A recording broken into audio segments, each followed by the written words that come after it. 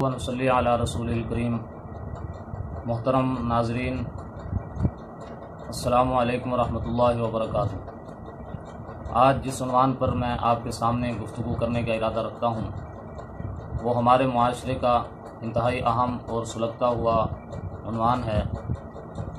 बेटी और बहू के बारे में हमारे मुआशरे में क्या सोच पाई जाती है, क्या नज़रिया और क्या फ़र्क रवा रखा जाता है, इन दोनों किरदारों के बारे में इस पर मैं आपके साथ कुछ बातें शेयर करूँगा। बात शुरू करने से पहले मैं अपने चैनल पर देखने वाले तमाम नाज़रीन से ये दरख्वास्त करता हूँ कि जिन्होंने अभी तक मेरा चैनल सब्सक्राइब नहीं किया तो जल्दी से सब्सक्राइब कर लें और बेल आइकन को प्रेस कर दें ताकि मेरी आने वाली वीडियोस आप तक पहुँचती रहें और आप उससे इस्तिफ़ादा हासिल करते रहें। चलते हैं आज के उन्वान की तरफ।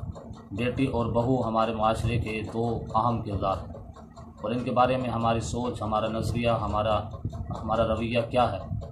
बेटी अगर ससुराल में खुश होती है तो खुशी होती है, बहू अगर ससुराल में खुश हो तो बुरा लगता है।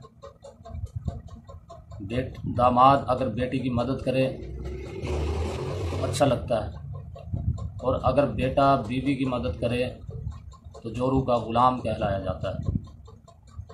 बेटी अगर बीमार हो जाए, थोड़ी सी बीमार हो जाए तो दुख होता है, जबकि बहू अगरचे बहुत भी बीमार हो जाए तो फिर भी बहाना लगता है। बेटी को ससुराल में अकेला काम करना पड़े तो गुस्सा आता है, दुख होता है कि बेटी थक जाएगी, जबकि बहू अगर सारा दिन अकेले घर में काम करे तब भी कामचोर कहलाती है। बेटी की सास और ननद काम ना करें तो गुस्सा आता है, जबकि बहू का अकेले काम करना ही सही लगता है।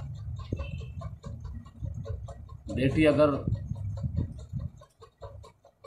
कमज़ोर हो जाए तो ये ससुराल वालों की वजह से है और अगर बहू कमज़ोर हो जाए तो कहते हैं कि खाती तो बहुत है लेकिन इसको लगता नहीं। ये वो फ़र्क हैं जो हमारे मुआशरे के अंदर बेटी और बहू के दरमियान रखे जाते हैं। बेटी का ससुराल तो हमें ऐसा चाहिए जो बेटी को रानी बना कर रखे, लेकिन मुनाफ़िक़त देखिए कि बहू ऐसी चाहिए जो काम वाली। हम ये क्यों भूल जाते हैं कि बहू भी किसी की बेटी होती है। वो अपने माँ बाप, अपने बहन भाइयों, अपने रिश्तेदारों, अपनी सहेलियों, अपने शहर को छोड़कर आपके पास एक नई ज़िंदगी की शुरुआत करने के लिए आती है। मेरी जो ये गुफ्तगू सुन रहे हैं उनके लिए मेरा ये पैगाम है, मेरी ये दरख्वास्त है कि आपके भी अगर घर में बेटी और बहू है तो खुदारा उनके दरमियान कभी फ़र्क ना रखें। तभी हमारा मुआशरा ठीक होगा, तभी हमारे हालात ठीक होंगे, तभी हमारे घर ठीक होंगे, तभी हमारा समाज ठीक होगा और घरों के अंदर भी रौनक तभी आएगी जब इस फ़र्क को मिटाया जाएगा।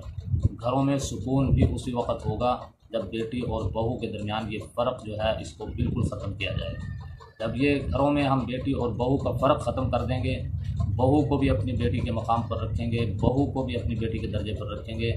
जैसे बेटी का दुख महसूस होता है इसी तरह अगर बहू के दुख को भी महसूस करेंगे, जैसे बेटी की बेहतरी का ख्याल रहता है इसी तरह हम बहू की बेहतरी का भी ख्याल रखेंगे।